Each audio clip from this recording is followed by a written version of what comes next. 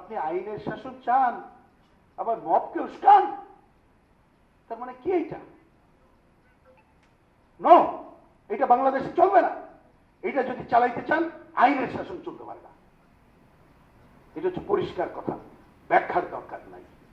আমি বিচার নিয়ে আরেকটা ছোট্ট কথা বলি, এটা এখন না, আমার পাশে আরেকজন বামপন্থী নেতা আছেন, একাধিকবার আমন্ত্রণে ডক্টর মোহাম্মদ ইউনূসের আমন্ত্রণ আমি গিয়েছিলাম, লিখিত বলা আছে যে পতিত গোষ্ঠী কর্তৃত্ববাদী স্বৈরাচারী ছিল, যারা হত্যাকাণ্ড করেছে, আমরা বামপন্থীদের পক্ষ থেকে বলেছিলাম বিশেষ ট্রাইব্যুনালে বিচার চাই।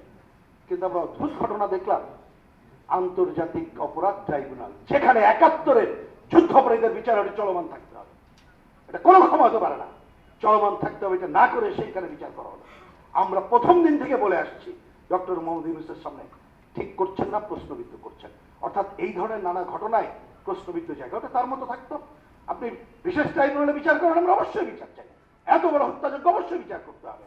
সেইটা না করে এইটা করার মধ্য দিয়ে আপনি ১ নম্বর করলেন, যুদ্ধ অপরাধীদের বিচারটাকে অফ করে দিলেন, আর ওই যুদ্ধ অপরাধীদের বিচারের পক্ষে যারা ছিল তাদেরকে এই বিচারের মধ্যে প্রধান জায়গায় এনে আর এক প্রশ্নবিদ্ধ জায়গায় করলেন।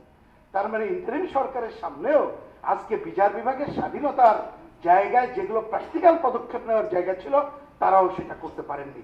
আমি আশা করব, শেষ কথা হলো, আগামীতে নির্বাচনের মাধ্যমে যারা ক্ষমতায় আসবে, অন্তত পক্ষে তারা যে অঙ্গীকার করবেন, তারা নিরপেক্ষভাবে বিচার বিভাগকে তার মতো চলার জন্য কতগুলো পদক্ষেপের যদি সূচনা করতে পারেন, তাহলে প্রচলিত ব্যবস্থার মধ্যেও হয়তোবা বিচার বিভাগের স্বাধীনতা এবং আইনের শাসনের ক্ষেত্রে কিছুটা অগ্রসর হতে পারবো।